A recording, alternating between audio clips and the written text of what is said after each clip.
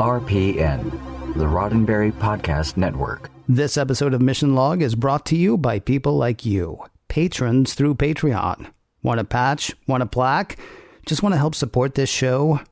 Find out how and add your support at patreon.com/missionlog. Mission Log, a Roddenberry Star Trek podcast. Episode 307, The Wire.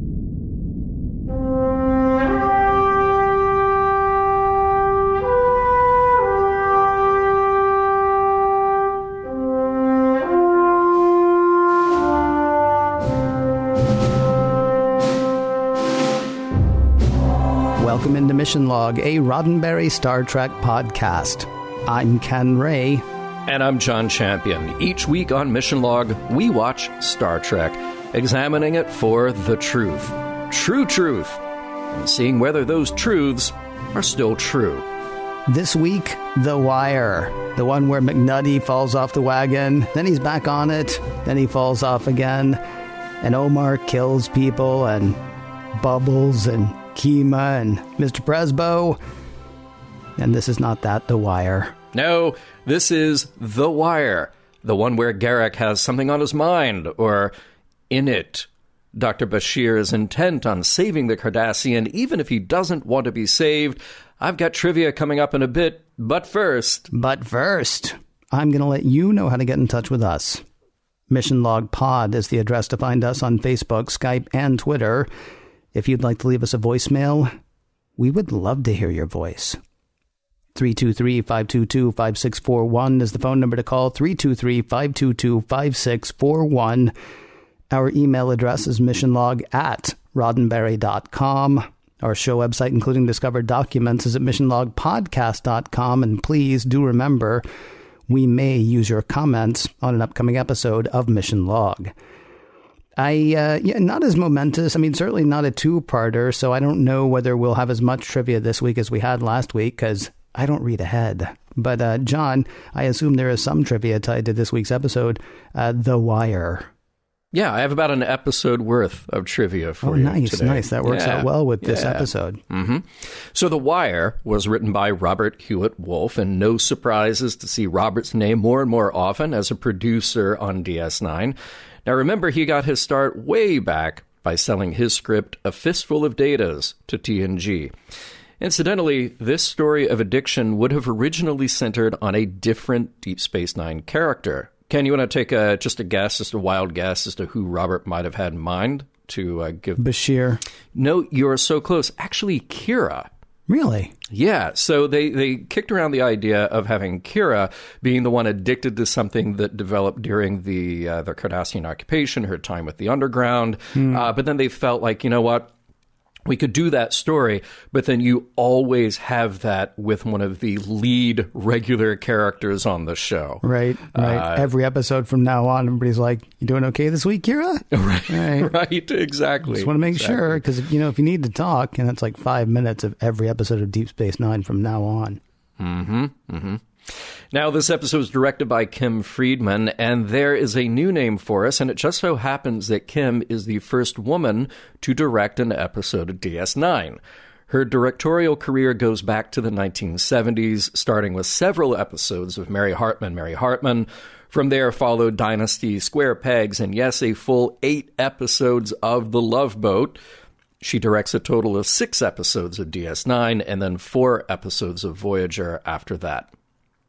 Hey, what is obsidian? Well, I'm so glad you asked, Ken. It is a super smooth glass-like rock formed when lava rapidly cools.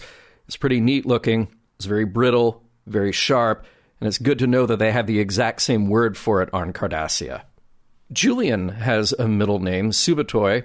Don't get used to hearing that, because you never will again. What does it mean? Well, there's actually not a whole lot of information about the background of this name. But if you want to believe certain attributes associated with it, let's just pick some: independence, intelligence, freedom, etc. Pretty much any time you go to a site or pick up a book that says, what does this name mean? Well, you can throw as many positive attributes at that as you like. And that's what seems to have happened with Subatoy. Now, let's talk about guest stars. Now, this is a Garak-centric episode, which means top billing, of course, to Andrew Robinson. We also get to welcome Quark's friend Bohica, the Cardassian, played by Jimmy F. Skaggs. Jimmy was born in Arkansas, and he started his on-screen career in the early 80s. Outside of the usual TV guest roles, he made a number of feature film appearances: Puppet Master, Catch Me If You Can, Lethal Weapon, and the sci-fi cult film Oblivion, and Oblivion 2. This is his only Trek TV appearance, but he did provide a voice for the video game Star Trek Away Team. Jimmy passed away in 2004. Enabrin Tain is played by Paul Dooley. Now, here's a character actor many people know by name, and even if you don't, you have very likely seen him multiple times in other productions by now. Think back to a lot of dad roles like Paul in 16 Candles or Breaking Away. Remember the time that Robin Williams played Popeye? Oh, yes, I do. Yes. In 1980, the Robert Altman film. By the way, you can visit that set in Malta? Seriously? Seriously, they kept the set of the town, and you just go there and hang out and bring your Popeye cosplay. But you have to get to Malta. That's the problem. Yeah, you have to get to Malta. I mean, not that there's anything wrong. I would love to go to Malta. I got nothing against it. Who wouldn't? The extra added bonus of having that set there. See, I was actually going to say I would gladly pay Tain Tuesday for some gach today. Perfect. Or some other kind of Star Trek food. Yeah, there's the tie-in. Paul Dooley played Wimpy in the 1980 Robert Altman film Popeye. Yes. So well done. He was also the henchman of the bad guy in the Bob and Doug McKenzie movie Strange Brew. Oh man, I haven't seen that in forever, but it played pretty much on Showtime every 6 hours for a time there. Oh, yeah. I went to the theater and saw it, my friend. Max von Sydow was the bad guy in Strange Brew. Remember that very well. He was fantastic in that. I mean, he's fantastic in everything, though. You really didn't. That's the thing. You didn't have to be fantastic in that movie because it was Strange Brew. It was the Bob and Doug McKenzie movie. And yet he was fantastic. And Paul Dooley was an idiot in that movie. But I still always remember like one of the things. He just played the idiocy so well. He was on the stand and there were time codes on the tape. And he said, I want to point out, by the way, that there are time codes on that tape, and those are very hard to fake. Wow. And the judge says, what do those mean? And Paul Dooley says, just because I don't know doesn't mean I'm lying. That's a great line, actually. Yeah, it's fantastic. It's a line that you could use pretty much throughout your life. And I do. Yeah, I bet. So let's talk more about Paul Dooley. He has turned up frequently on shows like one of my favorites, HBO's Dream On, and HBO's Curb Your Enthusiasm. He's been on The Practice, ER. He even lends his voice to animated productions, notably Cars from Disney, in which he plays Sarge. Recently, he has shown up in the comedies Workaholics and Children's Hospital. Look, let's face it, the guy is everywhere, and we are glad to note that he will be back for 3 more appearances on Deep Space Nine in the same role. Dr. Bashir is having lunch with plain, simple Garak. But things with Garak are not as simple as they seem.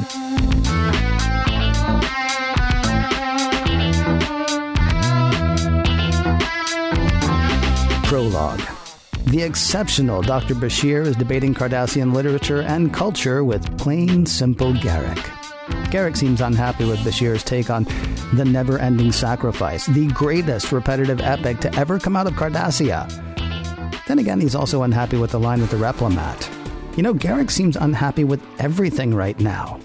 What's really bothering him, though, may just be in his head. Literally.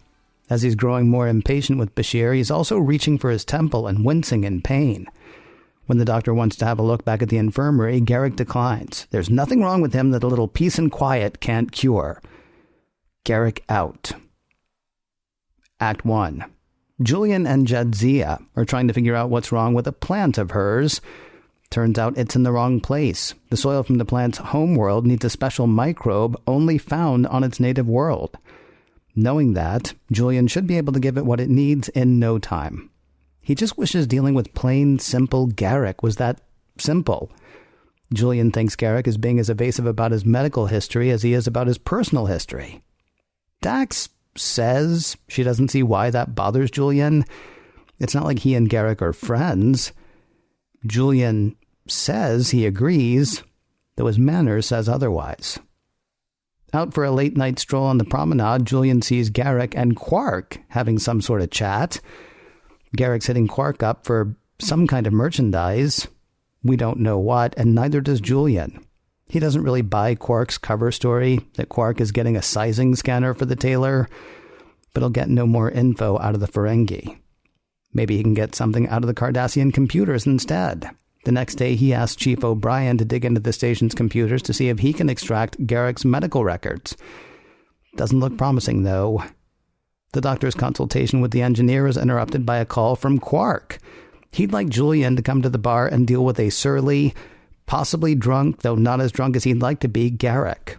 Quark says Garak came in complaining of a headache, then started drinking, then kept drinking, and drinking. Seeing the doctor, Garak apologizes for his rudeness the day before. The two men decide to have a drink, though Julian says he would rather have it someplace quieter. It's a ruse. He's trying to get Garak to the infirmary, though even in his impaired state, Garak sees the ploy for what it is. He starts to argue, then falls to the floor in crippling pain. "Make it stop," he mutters, just before an emergency beam out to the infirmary. Act 2.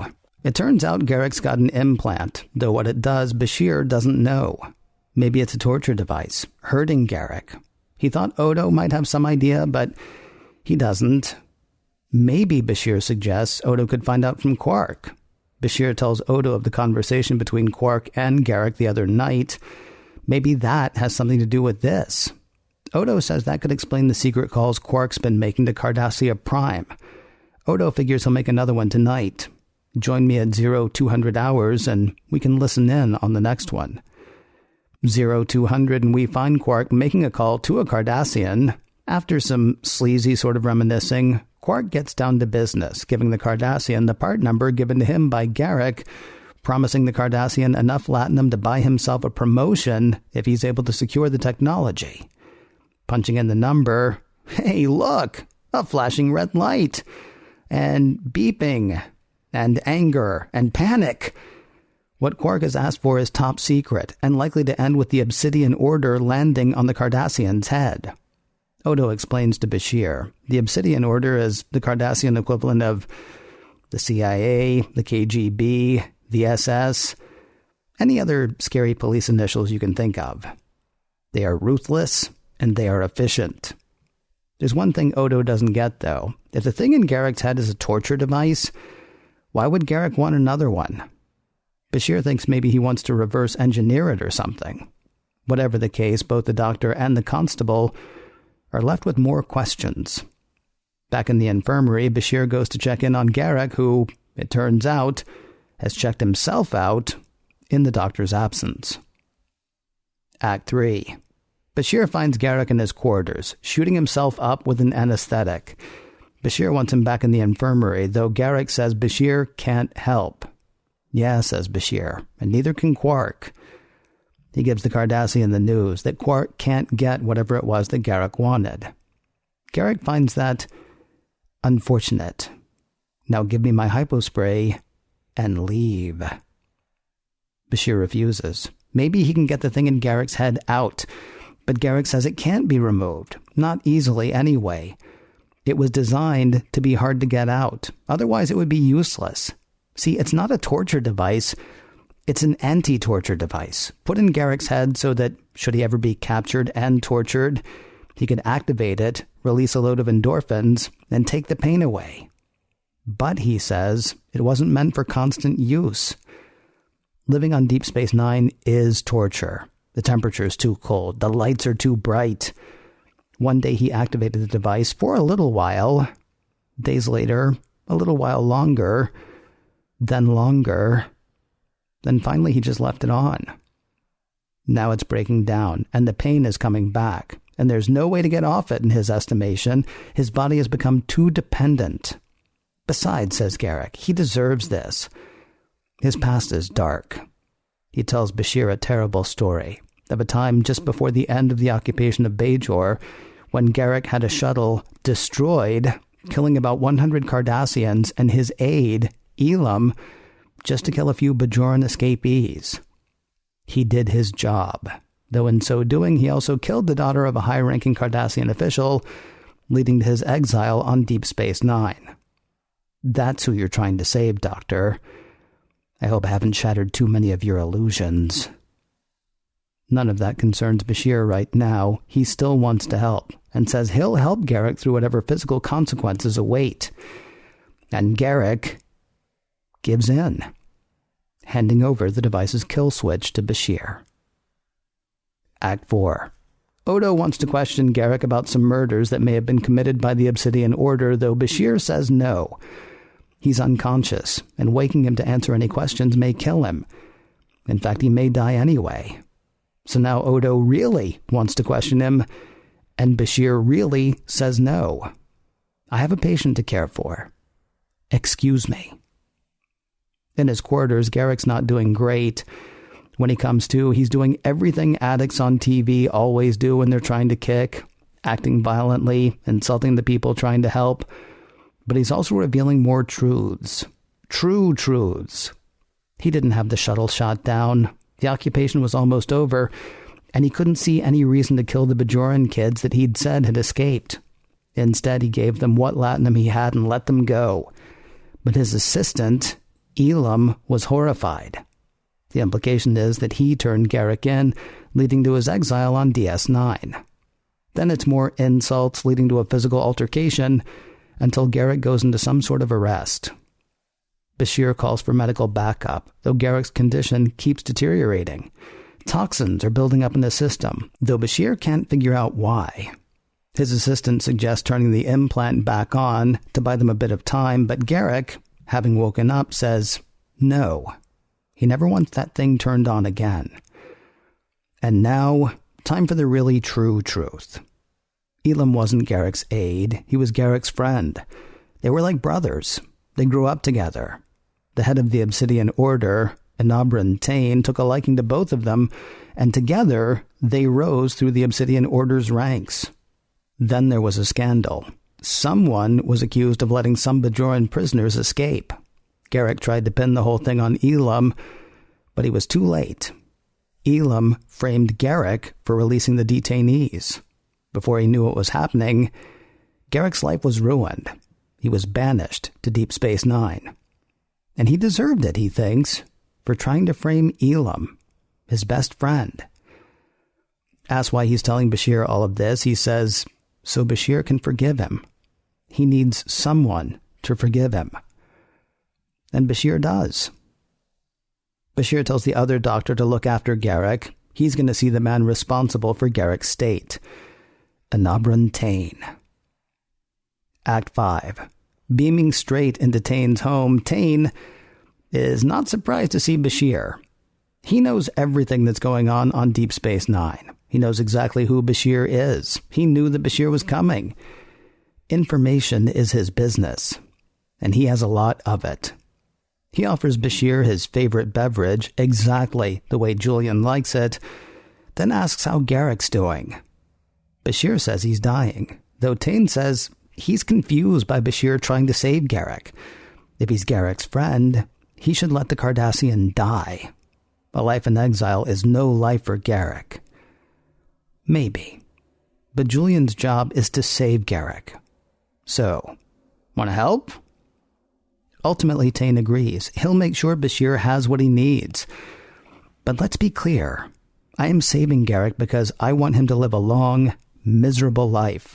I want him to grow old on that station surrounded by people that hate him, knowing that he'll never come home again. And with that, Tain dismisses Bashir, though the doctor has one final question. Whatever happened to Garak's friend, Elam? Tain laughs. I can see that Garak hasn't changed a bit. Never tell the truth when a lie will do. Elam is Garak's first name. Now run along home, and please, tell Garak that I miss him. Based on Garak's condition, it appears some time has passed. Bashir says he should still be resting, though Garak says he's had enough of the infirmary. So how's this place pudding? Bashir is incredulous. You're just going to act as if the past 10 days never happened? Says Garak. Why dwell on it? And it's back to business as usual. allusions to whether Garak's a spy, discussions of Cardassian literature, lunch. Bashir says he wants to know what of the stories told by Garak was true. Garak says it was all true, especially the lies. The end. Garak says, at first, when he's complaining about the long line at the Replimat, we'll be done eating lunch just in time for dinner. And, you know, I know that Garak sees this as a problem, but I'm pretty sure that I have lived many days like that and didn't see it as a problem at all. One day I want science to explain to me how it is that our bodies can be different as they are, because I'm bigger than you. I'm not much bigger than you at this point. I have been much bigger than you in the past, but I'm bigger than you right now. And you and I had a day in Vegas the last time we were there, where we went to a business lunch. Yeah. And then we went to a sort of an event dinner for the Roddenberry Podcast Network. Oh, right. Yeah. And I seriously got physically ill from the amount of food that we had at those two meals. And I know, and I'm not, whatever, man. I just marvel because I know you had more than I did at the second meal. Okay. I know you did because not because I'm watching you, but it's always amazing to me when we go to sushi. It's amazing to me. And yet I thought I was going to die. Well, all of which is to say I would like a little bit of a buffer, like, at this rate, lunch is going to be over and then it'll be a 2-hour nap and then dinner, something along those lines. Oh, that sounds pretty good too. Yeah, it's okay. But, all right. Yeah. I mean, look, I eat and then, like hibernate for a week or so. Do you actually eat though? Because that's the other thing I'm trying to figure out. You could be like the Penn and Teller of people I know. Oh, no, that would be cool. Just like pretend eating and really just, so that your legend grows far and wide, maybe. Okay. I like that too. That's fine. But as long as we're talking about food, let's talk about the existential sadness of having lunch with someone once a week for a year and not really being friends. Do you think they aren't? No, I think they're friends. I think this is a lovely bit of subtext, and it's something that Star Trek doesn't always do, so it's kind of fun to point out. Usually when Star Trek has something to say about a character or whatever, they stop and they give you a speech. So you make sure that you know what side the show is on or what side you should be on. And this is a great bit, the conversation between Bashir and Dax, where she's saying, well, you guys aren't really friends, though. Oh, no, of course we're not friends. But it speaks to the relationship that they do have, which is so... It's just fascinating. Yeah. I mean, it's interesting. In the middle of... Garak trying to kick, he actually does admit to really enjoying his time with Bashir, although he says that's the most shameful thing. Yeah. His life is so terrible that he enjoys time with this guy. But I mean, you have to sort of take out the parts where he's, going through withdrawal or whatever and assume that what he's saying about liking Bashir is true. Although, I mean, the whole time they're playing with nothing he says is true and everything he says is true. So my guess would be he likes Bashir about as much as he doesn't. Sure. Yeah, he also says he hates Bashir. He does say that too. But, he loves him. So maybe. It makes for a pretty fascinating relationship. And, by the way, when Garak hits the bottle, I love that it looks like he's chucking down a bottle of Windex. I mean, that's, or his blue Hawaiis all around. Yeah, well, I was going to say it could be blue curacao, but I guess that's actually a bit more clear, isn't it? Yeah. So, it could be Windex. It could be any number of things. Why not? Yeah. By the way, why does Odo decide that he has to resolve 4 murders right now? Just right now. Because the guy that he thinks might be able to solve them is dying. Here's what I don't understand, though.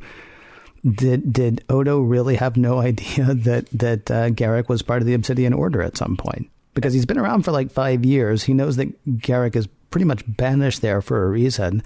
Everybody who comes in, from the lowliest steward to the highest gull, anybody Cardassian knows who Garak is. But all of a sudden now Odo's like, wait a minute, he was connected to intelligence?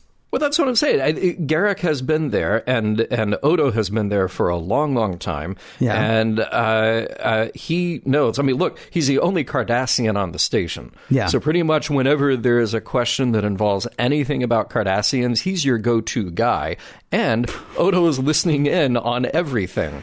So... Yeah, it just seems like, oh, well, I've really let the clock run down on these 4 murders. So, well, it's like everything, John. You always think you have time. Mm-hmm. And then one day you realize... One day, that guy I was eventually going to nail for murder is actually going to die. I better get to him quick. Yeah, didn't solve those 4 murders. Yeah. You know, it happens.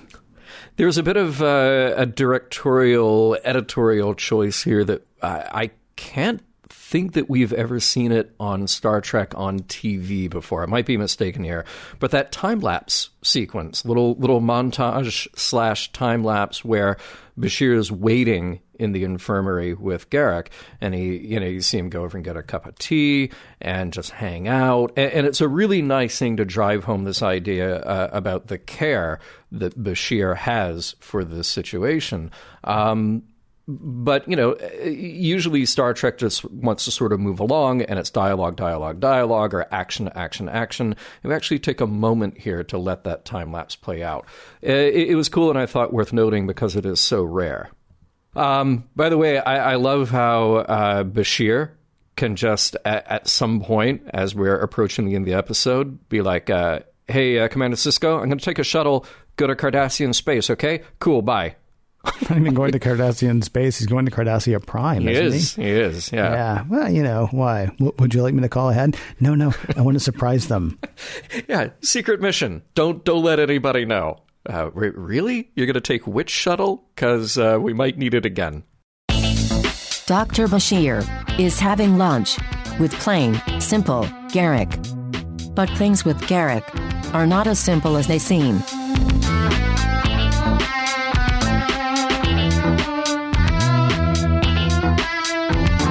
Important note about the arts that we learned from Garak in this episode. The repetitive epic is the most elegant form in Cardassian literature. Mm-hmm. But if you missed that, the repetitive epic is the most elegant form in Cardassian literature. Interesting. Yeah. See, I repeated that. It's good. Sure I saw what you did. Yeah, it's not bad. They actually did that in this episode as well, but we'll get to that a bit later. Yeah. All of the characters lead selfless lives and duty to the state, grow old, then die. Then the next generation comes along and does it all over again. And Garak says that's exactly the point, Doctor. The repetitive epic is the most elegant form in Cardassian literature, as you just said. Yes. The never-ending sacrifice is the greatest achievement, as far as that's concerned. It got me thinking about a couple of things about the Cardassians that we know. Like, I remember years ago talking to our friend Rick Sternbach about designing for the Cardassians as opposed to designing for the Klingons or the Federation or whomever. And one of the things he talked about was the fact that the Cardassians do everything in threes. So you have the 3 pylons, the upper pylon, the lower pylon, all that stuff. You have repetition in what the Cardassians do. This is the first time that we've actually, I think the first time we've really heard it just sort of spelled out that that's a thing the Cardassians do. And if you're trying to raise a group of people, a race of people, a society that is going to be loyal to the society above the individual, well, the repetitive epic is a fantastic way to do that, isn't it? Yeah. Well, and we already talked about that before, about how, the ultimate loyalty is to the state, even if it means that you sell out your brother and, allow executions because, it's what the state wants. That's right. That part I know we had talked about. The repetitive epic I didn't think we had talked about. Yeah, we had not talked about the repetitive epic, but yeah, absolutely. If the whole culture is built around driving home this message, then absolutely, why not drive it home and repeat it ad nauseum? There's something really interesting about. There's something really interesting about how, we've taken pieces from. Again, let's go back to this idea that every alien culture, everything that we do in Star Trek are ways to reflect things that have happened on Earth or explorations of humanity that we want to get into. Mm-hmm. So what we've done is we've taken all these hallmarks of fascist regimes and other scary-sounding moments in history and planted them all into what makes up the Cardassian culture. And there have been many parallels. Certainly we've talked about the parallels to World War II and the Nazi regime with the Cardassians, but there's something interesting going on here as well with the arts and cultures side. And, you know, a lot of Soviet literature was written to drive home the message of the Soviet state. In film and in TV and novels. So I thought this was a great way to, again, parallel that with something that is very earthbound, very human-bound. It's also really neat to see an explanation for the monoculture. Because so often we talked about, like, come on, there has to be a Boolean who doesn't want to cut hair. Well, it turns out there are plenty. Just ask the Maquis. But, I mean, we talked plenty of times about, like, you know, the honorable Klingons and how they're all more honorable than honorable or whatever. Mm-hmm. And it's interesting to, all right, well, we're gonna double down on this monoculture thing with the Cardassians and explain why. It was, I mean, it was a neat bit of like, you know, filling out, not just naming a god or naming the first Cardassian or naming, you know, anything like that, but saying, yeah, no, this is who we are. This is how we get to be this way, and this is how we stay this way.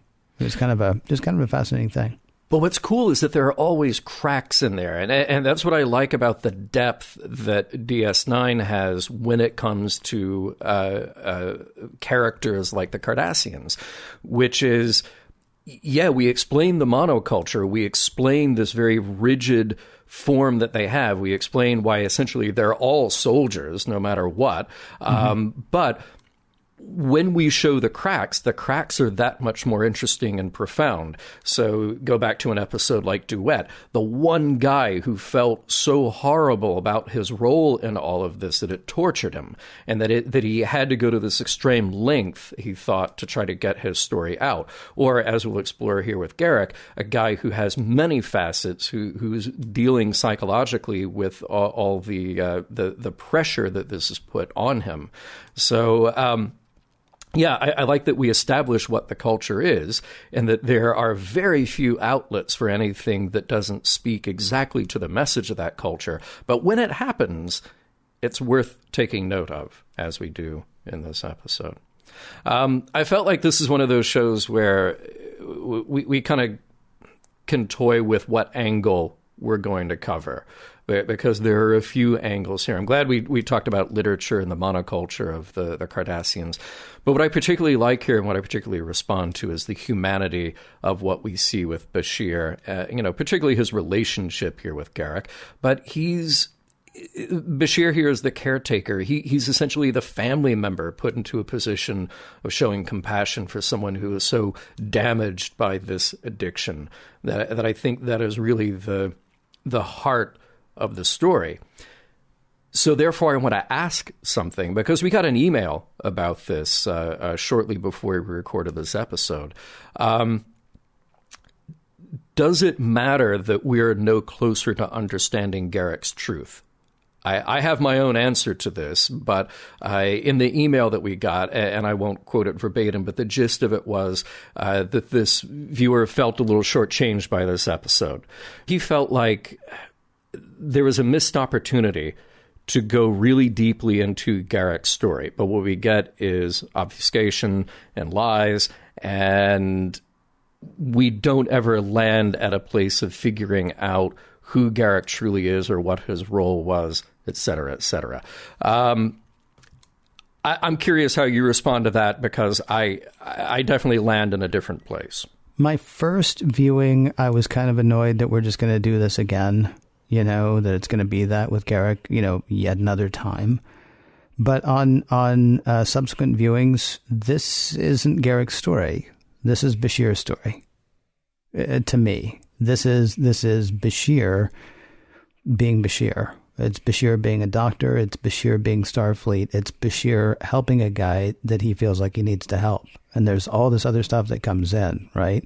Garak's telling him, I hate you and I want you to go away. And Bashir's like, well, I don't care and I'm not gonna, because you need help. And then Odo comes in and says, this guy may have some information on murders and he may die, so I need that information. I need you to wake him up. And Bashir is like, no can do, because my job right now is to try to save him. And so while I would ultimately like to know the truth about Bashir, and while I was annoyed that it ended, I'm sorry, not the truth about Bashir, the truth about Garak. While I was annoyed initially that it ended the way it began, and it ended the way other episodes with Garak have ended, this to me was about how Bashir was going to handle the given situation. And so the fact that it ends as it began ended up not bothering me at all, because really what it was about was who was Bashir going to be throughout. To me. What about you, though? Yeah, no, I agree with that. I mean, the focus is on Bashir and his duty and his sense of friendship. But I also felt like they didn't need to tell us the factual truth of Garak's story, because I felt like what we got here was an emotional truth about him. So I'm glad that we didn't rely on everything about his story adding up, because it was fun.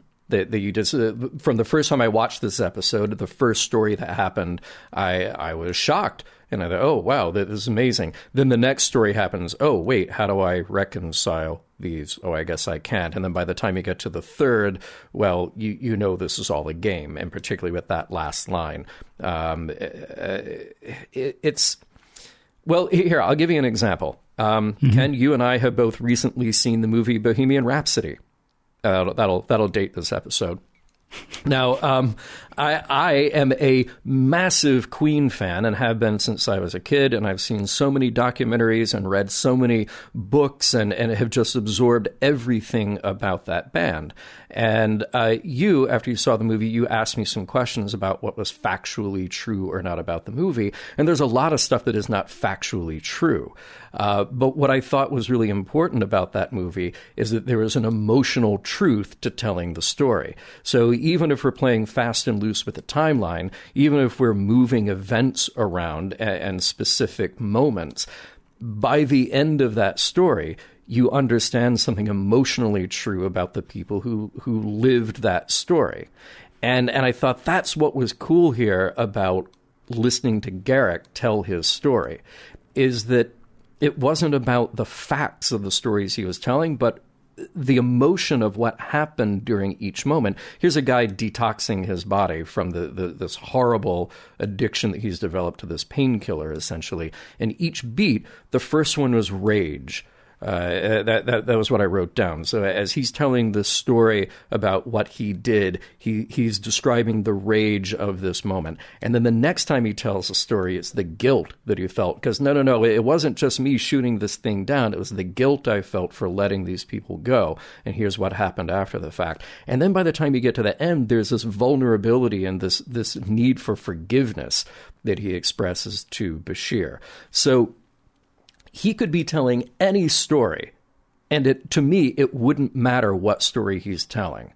It comes down to the emotion that he's getting across, what's happening psychologically with that character at that time that he's trying to get across in that moment. See, what's interesting to me, though, is, how do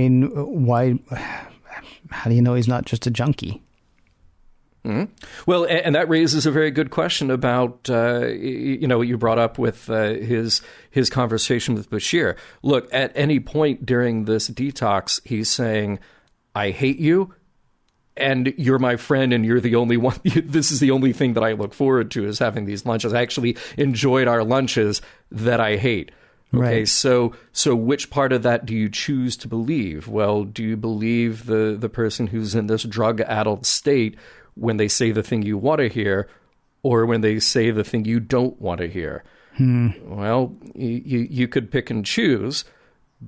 But again, I feel like what we're getting at here with Garak's journey is all these horrible, intense emotions coming to the surface, but then landing in a place where he says he needs forgiveness. That's what he's asking for. I'll buy that because we're at the tail end of what's happening with him. We're at the end of that process for him by the time we get to that moment. And then we fast forward 10 days, and hopefully, knock wood, he's back to the Garak that we want him to be, the Garak who wants to have lunch with Bashir. Yeah, see, I wasn't kidding when I said I really am not concentrating on the Garak part of the whole thing. If I start to think about that too much, then I start to get a bit annoyed. I don't know that there's any reason, though, to worry about his, whether he meant it or whether he didn't. Because here's the thing. You say it's in the very end of the whole thing, and, he just wants forgiveness. And so, he grabs his hand and he says he's forgiven, and that's great. I mean, that could just as easily be a spy master working an asset. Sure. I need to know that you and I are okay. I know I've done a lot of stuff, maybe, or maybe I haven't, but I just need to know that we're fine, man. And Bashir is like, yeah, man, we're fine. And then he goes someplace else, and the someplace else is like, yeah, okay, his first name is his best friend. Okay. Right. He's right. Still playing you. I mean, that's kind of why I don't, everything that happens with him, I mean, it's a fantastic range of emotion that he expresses. It's a fantastic performance on his part. And it's not like you can leave Garak out of this episode, but again, that's not the part of the episode that I'm concentrating on, because then I probably would get a bit frustrated, because I don't know that we know in the end, who we're dealing with any more than we do in the beginning, but we do know a lot about Bashir. Yeah, well, but it's two halves of the story here. I mean, yes, I agree with you. Look, Bashir is, he's a regular lead on this series. So yes, the story is going to focus on Bashir. He's the one that we have to be concerned about week after week after week. And Lord knows that after 2 years, 2 seasons worth of episodes of DS9, we've had a lot of negative things to say about Bashir. So you have to have an episode like this come along where you soften the edges a little bit, make him not so reprehensible as he has been in some episodes leading up to this. So yeah, he has to be front and center. He has to be the one that we care about. But at the same time, I think they did a brilliant job of making me at least care deeply about Garak. And again, the truth in the story that he's telling is irrelevant. The truth of what he is going through, that he has been subjected to this horrible thing, partly by his own doing. Innocent at first, it was just a few minutes a day, then it turned into all the time, has wrecked him, and he's got to come out on the other side. Now, yeah, what we get at the very end in their sort of reconciliation, their lunch 10 days later, we go back to this. Oh, well, now he's back to being the sly Garak who definitely is playing both sides here and wants everybody around him to not know exactly who he is. Well, we kind of have to land back at that with Garak. But what we went through at least peeled back the layers of the onion to show that there is more to him than that. That there is something going on emotionally with Garak that we haven't seen before. So listen, I know one of us has a thing. A thing about Odo. Now, really quickly, do we want to talk about, is Odo getting scary at this point? Keeping tabs on people's communications, and then Bashir is like, is that legal? And Odo says, it's in the interest of station security. Do you want to know what he's saying or not? Right? And then later, Bashir's like, man, I hope you don't have one of these devices on me. And Odo's like, should I? Which is menacing. And then there's Odo, there's lovable Odo, sometimes doughy Odo, saying, you got to admire the Obsidian Order. I mean, don't admire them, but, well, you kind of do, don't you? I mean, but don't. But, man, look at him. Yeah, I had a note on this, too. I mean, look, it's great for exposition. If you're doing a TV show and you need to get across some information that you wouldn't otherwise be able to get out of the characters, sure, you just invent that we're wiretapping, and that's how we'll get the information. I had to remind myself, again, that this is not a Federation station. Mm-hmm. Odo is not part of the Federation. Commander Sisko is in charge. You can put that in quotes. but things are run differently than they would be on a Federation starship. It kind of makes you wonder, though, if like last week when he was saying, untie my hands, if he wasn't, I mean, first of all, he's a shapeshifter, so tie his hands all you want to, he'll be fine. But Sure, I mean, when he says untie his hands, is he just, doth he protest too much? Is he being that loud about how they, he can't get away with all the stuff he wants to get away with, so that he's really just able to get away with all the stuff he wants to? And now Bashir knows about this. Does Cisco know about this? Okay, because look, it's a problem. It is definitely a problem. Although, think of how many times on Next Gen somebody could say like, "Oh yeah, just bring up so and so's personal logs, and let's listen to that." Or, yeah, it was in this communication that was sent however many weeks ago or years ago to somebody else. So you have to assume that all of this stuff is out there. But it is yet another step to tap into a live communication that somebody is having, and that communication is presumed on both ends to be private. So it's a little worrisome. It's a little scary. Dr. Bashir is having lunch with plain, simple Garak. But things with Garak are not as simple as they seem.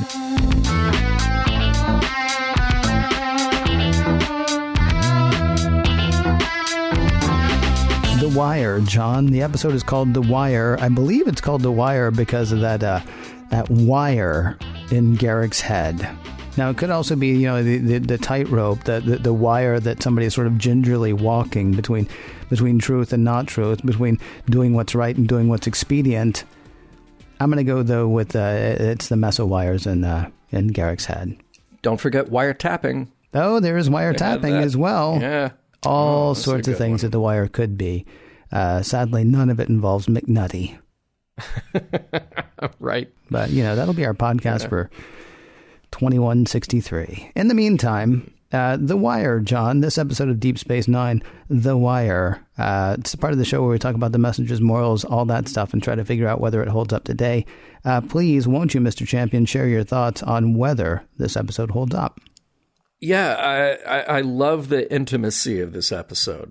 So I've said about many episodes of Star Trek that I've liked that they feel like plays. And this one definitely feels like a play. The location, the intrigue, the politics, all of that almost becomes irrelevant because it's just two guys in a room going through the highs and lows of this particular relationship. So dramatically, it's riveting. And I've also said that Garak is a favorite of mine, and Andrew Robinson's acting here is wonderful. And I really get, Ken, the focus on Bashir, partly because that has to be what drives the show. But, I just really, to me, in this, the performance that Andrew Robinson gives is such a standout. This episode reminds me of Duet, of course. But in that one, we had this very clear end to that story and a pretty clear moral to chew on, or at least a couple of morals to chew on. Whereas this one is this more kind of this ebb and flow of this relationship, this friendship, where one person has hit this terrible low. And we see how our hero here, how Bashir is going to help pull him out of that. So it's absolutely about their friendship and about the devastation that's happening to Garak through this. So, dramatically, this works incredibly well as just a piece of TV that keeps you guessing. And that's what I liked about watching this for the first time, that it did keep me guessing. It's really effective. The performances are so effective. Just all in all, it is produced so well. It's written so well. I can't say enough good things about it. How about you? This isn't going to turn into another The McKee, is it? No, what's fascinating to me about this episode, honestly, is you and I can disagree about what the point of the episode was, and yet we both come away absolutely loving it. Mm-hmm. Yes, I believe that Bashir feels something for Garak. And I do believe, well, I don't know whether I believe that Garak feels something for Bashir or not. There are plenty of times where you think he does. Mm-hmm. There are plenty of times where you think he may well not. And there's no telling at the end, but it doesn't really matter to me, because to me, that's not what this episode was about. When you say, though, like, I mean, when you say you understand my focus on Bashir, but Andrew Robinson did a fantastic job as Garak, this doesn't work without him. I mean, he is amazing in this episode. He delivers everything beautifully. It's well written. I mean, it's a fantastic episode. Paul Dooley, I know is a good actor. I also know I've seen him play bumbling. I've seen him play dumb. And when it came on that he was basically the head of the SS, I was like, this is miscasting. And then when you see him be nice, be pleasant, and be incredibly menacing, when he says in as congenial a way possible, I'm doing this so that he lives in pain forever. I'm doing this so that he lives the rest of his life around people who can't stand him. It's like, wow, that's so much more scary than David Warner being that guy, right? Not that David Warner was bad. I mean, certainly he was amazing in the episode that he was in with Patrick Stewart. Well, can we talk about that for just a second? Because we didn't talk a whole lot about Paul Dooley in this, and you're hitting on something that I think is why he's so good in this. So when we met Garak for the first time in DS9, it was this sort of sly kind of, I even described it as being seductive, that what he was doing to Bashir. And it converged on caricature, which is why I'm glad we got this episode, because we really got to dive deep with him into the heart of Garak, even if it keeps you guessing.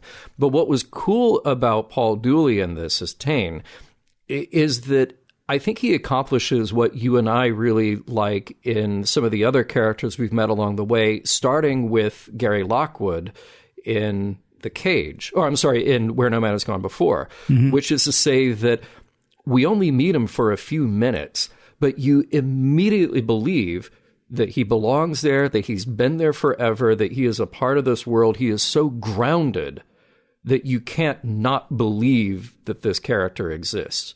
Yeah. And that's something really tough. Like, we almost have it easy when you have the main 7 characters on this show or another show who we know we're going to be with episode after episode after episode.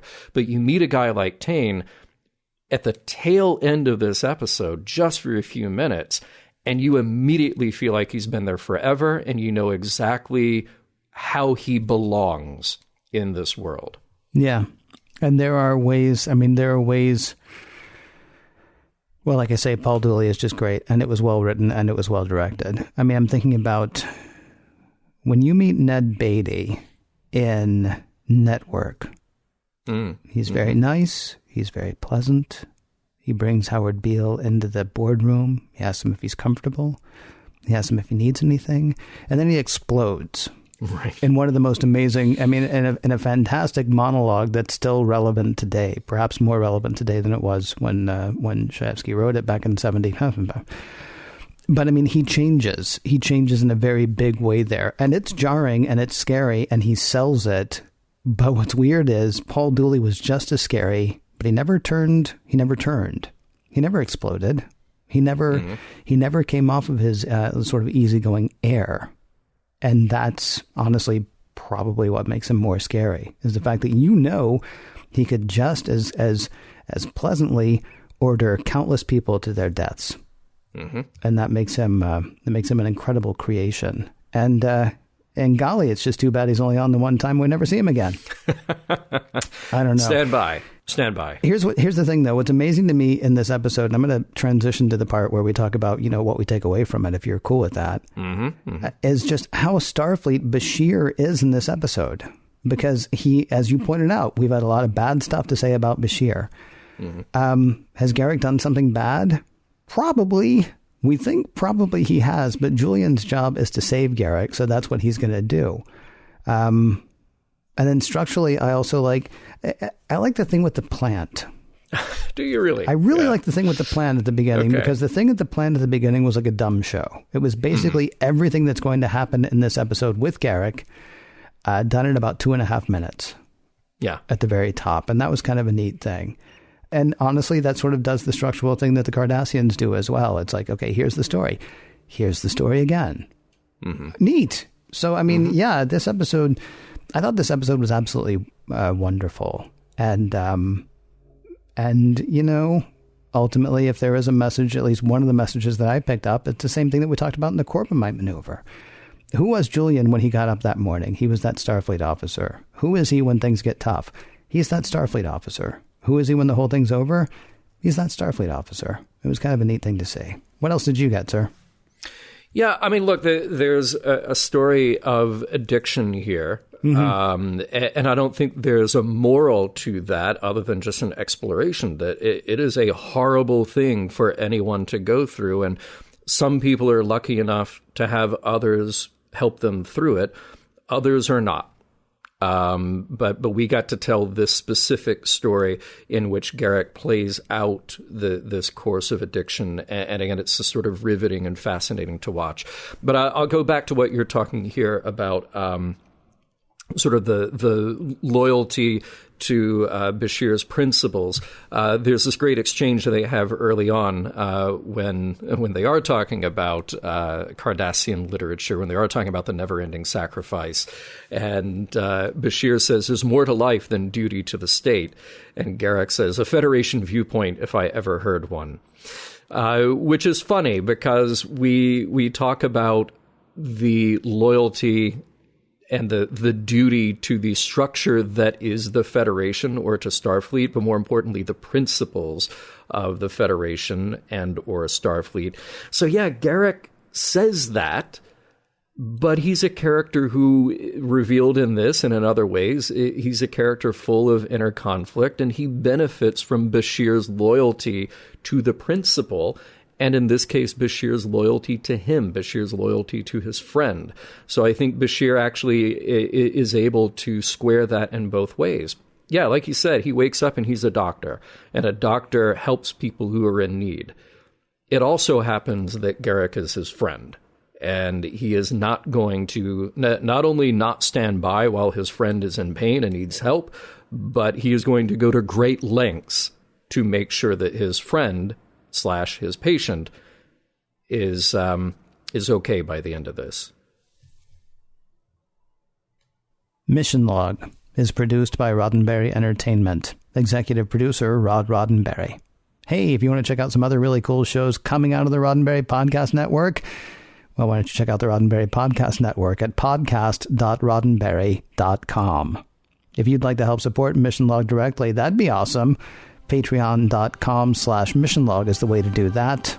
For more exciting Star Trek podcasts, check out Trek FM, that is trek.fm. And for the latest in Star Trek news and discussion, be sure to visit trekmovie.com. Next week, crossover.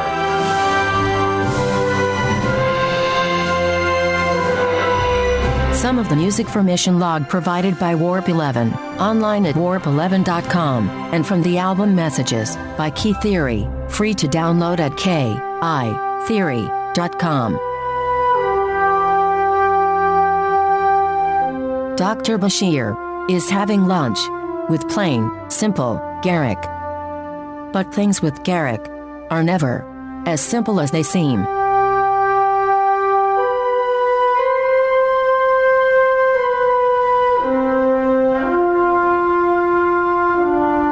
End transmission.